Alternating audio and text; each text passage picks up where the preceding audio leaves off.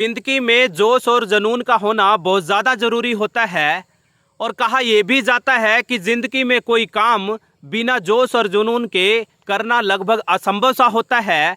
और जब बात भारतीय सेना की हो, जोश और जुनून की जो अहमियत है और ज़्यादा बढ़ जाती है। आज घटना कहानी एक ऐसे शख्स की, एक ऐसे वीर योद्धा की, जिसने अपने जोश और जुनून की अलग इबारत लिख दी, कहीं ना कहीं जोश और जुनून की मिसाल कायम कर दी।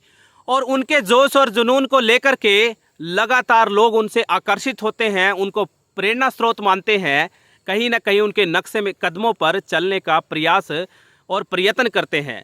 तो साथियों, नमस्कार, आदाब, सत श्री अकाल, राम राम। आप सबका स्वागत है आज की एक और नई वीडियो में, एक और नई घटना कहानी में। आज की हमारी वीडियो की जो शुरुआत है दरअसल यूं होती है। हरियाणा प्रदेश का एक ज़िला है हिसार, और उसी हिसार ज़िले के अंतर्गत एक गांव पड़ता है पाबड़ा। और उसी पाबड़ा गांव का रहने वाला है दीपचंद।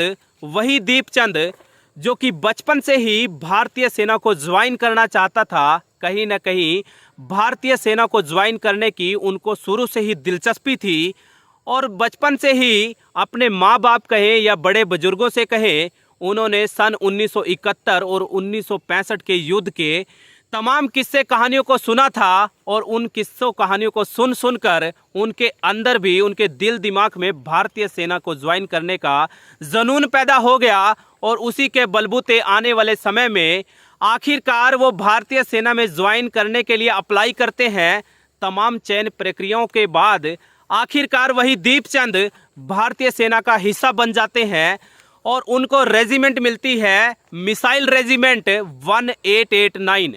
ये वही रेजिमेंट है जिसने कारगिल युद्ध में अहम रोल अदा किया था। कहीं ना कहीं दुश्मनों के छक्के छुड़ाए थे। कहीं ना कहीं कारगिल फतेह करने में इस रेजिमेंट का अहम रोल माना जाता है। और इस जो रेजिमेंट के जो अहम हिस्सा थे वो वही दीपचंद थे, जिन्होंने सबसे पहला गोला अपनी रेजिमेंट की ओर से दुश्मन की ओर फेंका था। और कारगिल में लगभग 10,000 गोले दागने का जो खिताब है, जो रिकॉर्ड है, वो इसी दीपचंद के नाम था। ये वही दीपचंद है जिन्होंने अपने साथी सैनिकों को मरते देखा, कहीं ना कहीं अपने साथी सैनिकों को शहीद होते देखा। अपने इन्हीं हाथों से उनकी अर्थियों को, उनकी जो शवों को हाथों से उठाया, उनके पार्थिव शरीरों को कंधा दिया। कहीं ना कहीं तमाम तरीके की किस्से कहानियां कारगिल को लेकर आप लोगों ने सुनी होंगी। लेकिन साथियों, आज बात करेंगे सिर्फ दीपचंद को लेकर। उन्होंने अपने साथियों के सहयोग से, तमाम और सैनिकों के सहयोग से लगातार प्रयास किया कि कैसे कारगिल पर फतेह हासिल की जाए। और आखिरकार तमाम उतार चढ़ाव के बावजूद उन्होंने हार नहीं मानी, कारगिल पर विजय हासिल करी।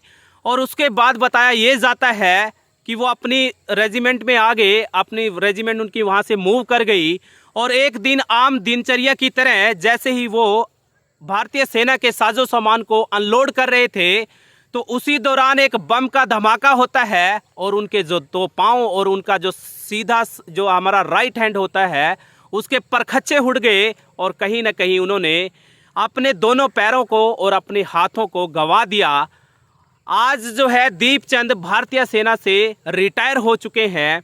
लेकिन वही दीपचंद जिसने लगभग 6 फुट हाइट के साथ और 18 साल उम्र के साथ भारतीय सेना को बतौर सैनिक ज्वाइन किया था, अब वही जो दीपचंद 6 फुट का न रहकर मात्र 3 से 3.5 फुट का रह चुका है। जिसके भारतीय सेना ज्वाइन करते समय दोनों हाथ भी थे, दोनों पाँव भी थे, उसी दीपचंद के अब ना दोनों पाँव है और ना ही एक हाथ है। कहीं ना कहीं लोगों के लिए तो वो बेबसी की जिंदगी जी रहा होगा, लाचार होगा, दिव्यांग होगा। लेकिन जब उस वीर योद्धा से बात की जाती है तो कहीं ना कहीं आज भी उसके जहन में वही जोश है, वही जुनून है, वही कर गुजरने का जज्बा है। कहीं ना कहीं तमाम तरीके के जब देशभक्ति के कहें या तमाम और सांस्कृतिक प्रोग्राम होते हैं, इंडियन आर्मी को लेकर के तमाम कार्यक्रम आयोजित किए जाते हैं, तो शायद ही कोई ऐसा कार्यक्रम होगा जहां पर दीपचंद की मौजूदगी ना हो।